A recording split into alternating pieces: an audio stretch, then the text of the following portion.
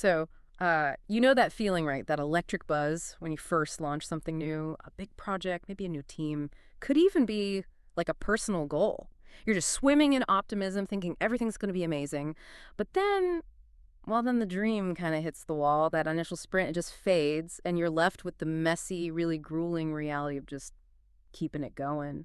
What happens then when the buzz wears off and you're just staring at the hard stuff? Yeah, it's the part of the story you rarely hear, isn't it? Not in the glossy success stories anyway. We love celebrating the big launches, the overnight wins. But the actual path, it's almost never that smooth climb they show you. Yeah. So this deep dive, it isn't about the glamorous side. It's really about digging into that unglamorous, sometimes pretty brutal, but absolutely essential side of leading and building something ambitious. And to help us navigate that, we're looking at some really powerful excerpts from Navigating the Struggle of Leadership. These are insights straight from Ben Horowitz's book, The Hard Thing About Hard Things. And honestly, he doesn't pull any punches, No, he really doesn't. which is why it's so valuable. Horowitz, he went through it all himself. He basically gives you a shortcut to understanding the real grit required. So for you listening, maybe you're leading a team or building your own thing or just facing a tough personal challenge. Our mission today is to give you some raw, practical insights, how to endure, maybe even thrive when things get hard. And what hits you right away is his core idea, the struggle. Hmm. He doesn't frame it as like a sign you feel that awful feeling you've messed up. No, he calls it a rite of passage, something unavoidable if you're trying to do something big, something ambitious. It's the messy, painful part. Right, so if you're feeling that fear or the doubt or just that deep exhaustion, Horowitz basically says, congratulations, you're not failing, you're in it. Exactly. He just flips the whole script.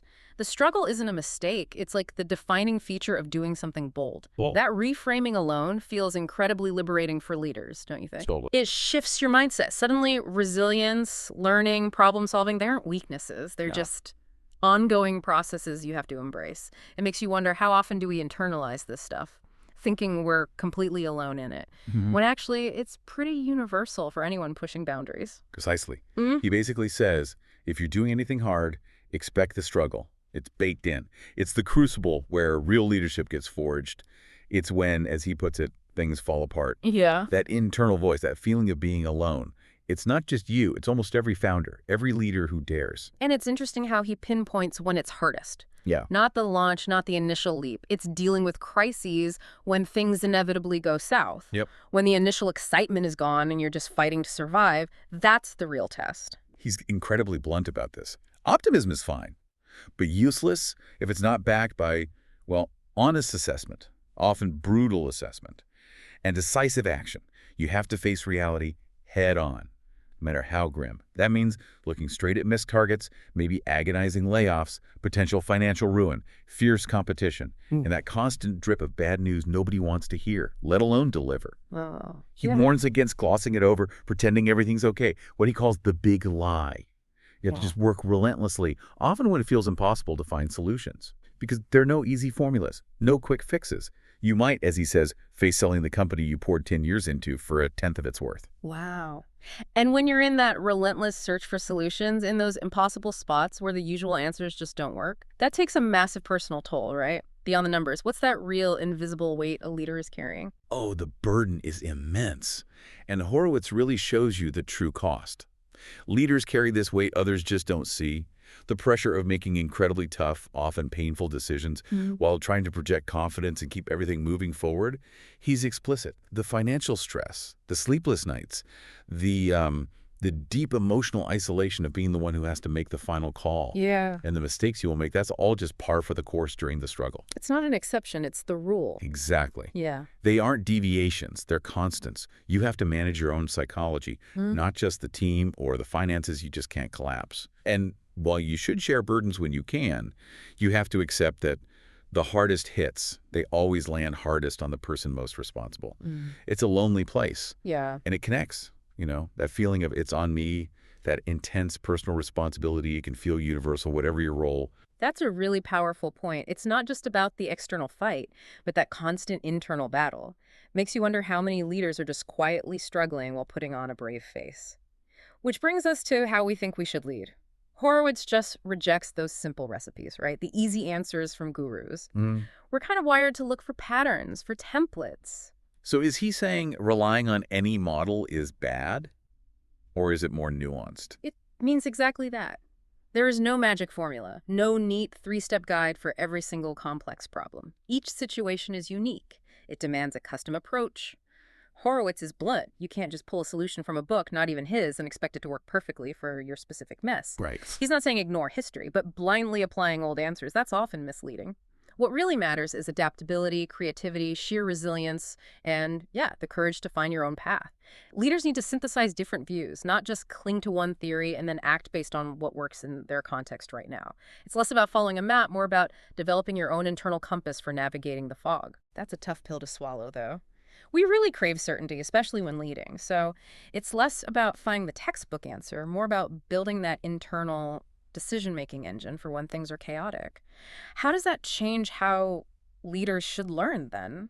Beyond just reading another book and thinking about building things, you're building with people, right? It's easy to talk about teams and culture in theory, on a slide. Looks great. Uh-huh. But the hard part is, well, it's probably everything that happens after you show that slide, isn't it? Absolutely. Horowitz is very direct about the people part, calls it the management paradox. Right.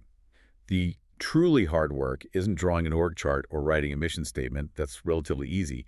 It's managing genuinely talented people. And that includes dealing with their sometimes significant egos, their different ambitions, and, yeah, sometimes their sense of entitlement. It's the tough reality. Getting brilliant individuals to actually communicate, collaborate effectively, and align towards one goal, especially when that goal might be shifting. Yeah. That's the real constant challenge. He's clear. The human element is often the most dangerous part, the bit no handbook prepares you for. Real leadership, especially when things are tough and people are stressed, means constantly listening, adapting, intervening in those complex human dynamics. Egos and entitlement, yeah. Easy to preach culture, but when you've got that brilliant but disruptive person or the top performer who makes everyone else miserable, Right. that's where Horowitz's honesty really lands. He's talking about the hard thing in a much deeper way, not just tough talks or long hours. He gets into the gut-wrenching choices. Can you give us some examples? What does he mean by those really hard decisions? Oh, he lays them out starkly. It's almost like a confession sometimes. We're talking about things like firing loyal friends, people who are there from day one, maybe sketch the first idea with you. But now their performance is hurting the company. Oof. It's demoting someone talented but toxic, even if their numbers look good. It's coping when the market just collapses under you. He even talks about handling betrayal from people you trusted deeply. Or maybe the ultimate hard choice, one he faced, considering selling the company you bled for over a decade, for way less than it should be worth, just to give investors something back and protect your people. Each of these choices, he says, comes with huge doubts, second-guessing, serious emotional fallout. But making those calls with honesty and integrity, despite all that, that's leadership. He calls it running a company when you feel like a complete idiot. Wow. Those aren't just business decisions. They sound existential. That's a level of personal sacrifice, emotional strength, way beyond any strategic plan. So there's no playbook, no magic bullet, and it's all about navigating the struggle through these awful scenarios. How do you even learn? What's the real school of leadership, according to Horowitz? How do you build that internal compass? His emphasis is absolutely on personal experience, over any theory. The best lessons, he argues, come from the direct struggle itself, from doing, learning, adapting in real time. It's not about memorizing case studies. It's about being deeply, viscerally involved in your own unique problems, making mistakes, and fixing them. He advises leaders to read the patterns of previous mistakes, not just your own, but ones you see around you. It's about really listening to advisors who will give you the unvarnished truth, engaging in tough debates with yourself, with your team. Every company, every challenge, every crisis is unique. The answers only come from that direct, hard-won experience. So your own experiences. Yeah, connecting this to the bigger picture. It strongly suggests that your personal experiences, especially the tough ones, the confusing ones, they are your most valuable classroom. Way more than any textbook. They're the only real teachers of the hard things. This deep dive really does pull back the curtain, doesn't it, on the raw, unvarnished reality of leadership. It's definitely not the highlight reel. It's the gritty, often painful, behind-the-scenes stuff. So let's quickly recap for you. Leadership is the struggle. It's often a solitary path.